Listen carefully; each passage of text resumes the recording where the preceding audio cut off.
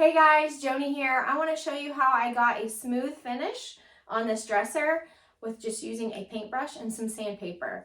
It's something you can do easily at home and not have to have a lot of tools. So be sure to subscribe, follow along, and see how I got this smooth finish and what all tools I used to achieve it. So this piece was actually a custom order piece. The lady was really tired of all the colors and just wanted an updated, more modern finish, but she still wanted a pop of color. So she chose Amsterdam green, which I absolutely love this color. So whenever it comes to a smooth finish, people think, oh, not as much work because you're not having to distress. But yes, there's more work. You actually need to prep your piece pretty well. Even though I could go over this with Annie Sloan, I just really wanted the piece to have a smooth finish. So that requires sanding, patching any holes, sanding again, and then cleaning the piece before I paint. So like I said, I'm using Amsterdam Green by Annie Sloan. This is chalk paint.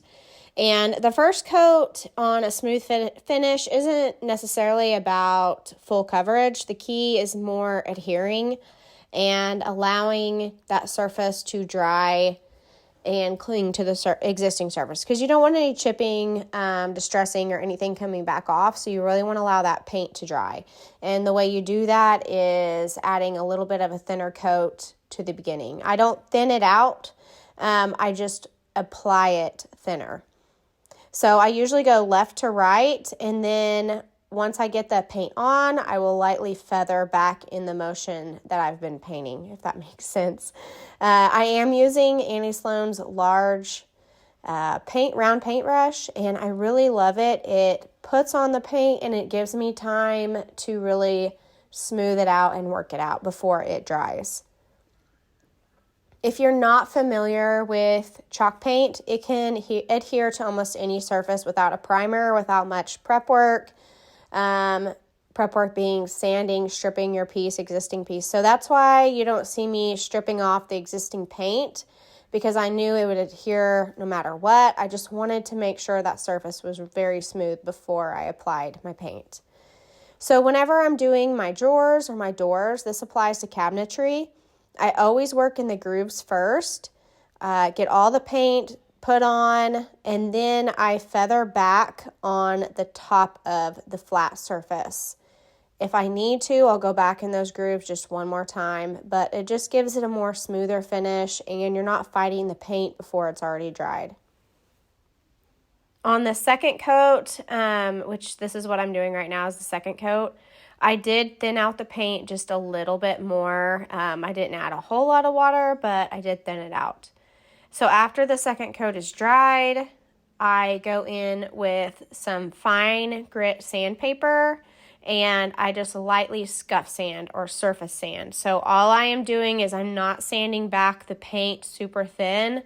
I am just sanding down any brush strokes that may be raised on the surface. So when it comes to sanding along these details, you just kind of want to be careful that you don't sand too hard. So just use a very light hand. And like I said, just a scuff sand, nothing too deep. After I scuff sand, I usually take a tack cloth or a microfiber towel and wipe off any dust.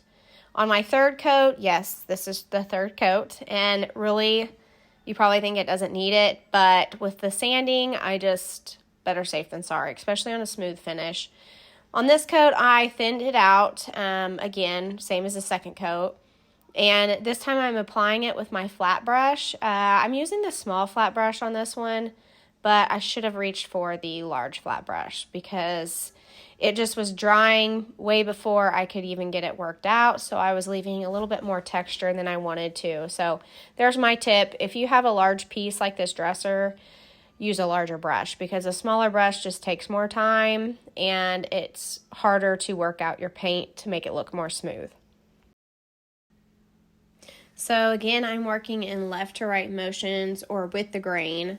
I am applying the paint, brushing it out as much as I can, and then I am lightly feathering back in one way to give it a smoother finish. This helps just so whenever I go to sand, you're not seeing a bunch of left to right, up and down brush strokes or whenever you lacquer, because when you lacquer, everything shows, especially on a glossy finish. So you really want those brush strokes to be uniform. So for sealing, I chose to reach for the glossy lacquer to begin with. I really wish I would have just waxed the piece because it would have took less time. And the finish, I feel like, would have been more appealing to me. But I reached for the lacquer. I wanted to give her a more modern, more smooth finish. However, when you lacquer, and want a smooth finish, you need to sand in between your coats of lacquering. Otherwise, that high gloss or that glossy finish will just show all of the flaws. So I actually scuff sanded in between, but on my second coat, I actually mixed matte lacquer and glossy lacquer together to get like a semi-gloss, semi-satin finish. And that helped with the sheen, of course, and showing all the flaws. So if you're not for water-based sealers and you want to try waxing to me is a lot easier, but that's just my opinion. People sometimes prefer water-based lacquers over wax. So it's just personal preference. So next, she was going to update the hardware. So all I did was kind of clean it so it was at least clean before she went to apply new hardware. I hope you guys enjoyed this tutorial. It's just a short how to get a smooth finish for anyone who doesn't want to go buy a sprayer. You can also use a roller to apply your paint. You just may have to apply like 3 to 4 coats because they put them on a lot thinner. But I wanted to show you the brush strokes on here are very, very minimal. You can't hardly see them at all. When you run your hand across the top of the surface, it feels super smooth. And the sanding comes in handy with that. So let me know what you think. If you guys have any tips or tricks on smooth finish, put them down in the comments below. Or if you need help with a surface idea or a refinishing idea, let me know. And be sure to subscribe. Our next tutorial is a fun one. I'm actually doing it over color washing and color tones, like how to manipulate and mute out certain wood tones. And I use Annie Sloan chalk paint. I don't have to go buy 3 different color stains to get the look that I want. So stay tuned for that. It's coming very soon.